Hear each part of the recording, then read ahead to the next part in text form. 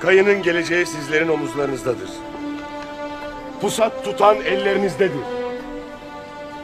Bilesiniz ki Kayının geleceğini köhne fikirler, korkak fikirler değil, sizler gibi Fatih olmak için ölüme koşan alpler belirleyecektir. Mazimiz gençlerin istikbali nasıl değiştirdiklerinin misalleriyle doludur. Şimdi sorarım sizlere. Benimle yoldaş olmaya var mısınız?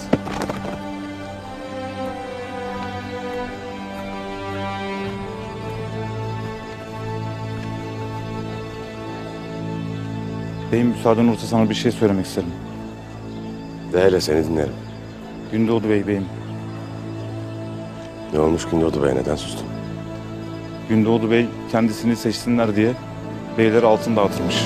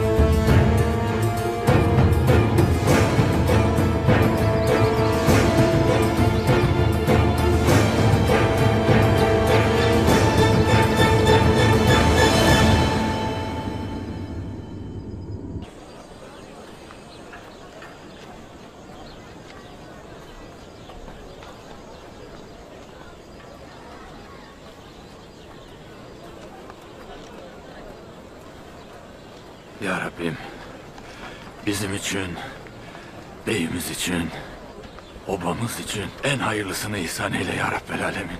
Amin. Beyime yardım et. Bu girdiği yeni cenkte de onu muzaffer olarak çıkart ya Rabbel Alemin. Amin. Amin. Amin.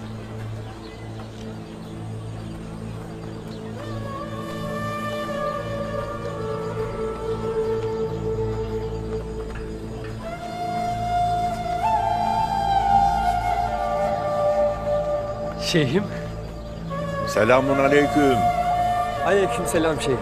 Aleykümselam. Hoş geldiniz. Hoş bulduk. Ertuğrul Bey nerededir? Ertuğrul Bey toydadır şeyhim.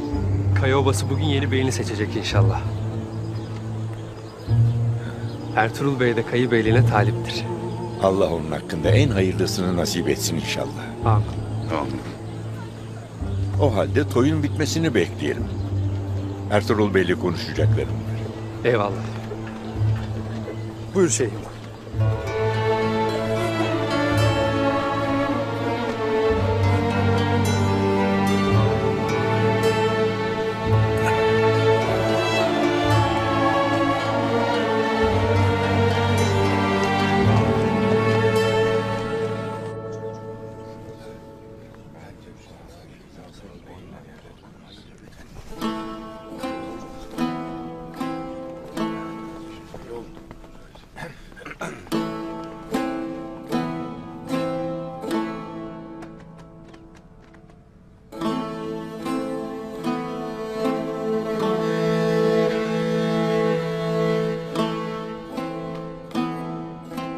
Buyurun.